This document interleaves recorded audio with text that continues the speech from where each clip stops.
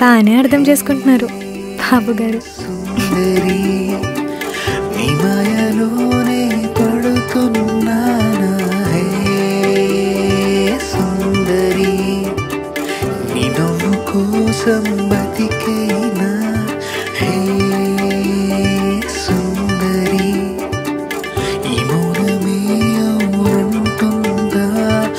చీని అమ్మ రోడ్ నిండా స్పీడ్ బ్రేకర్లు గుంతలు ఎక్కువ.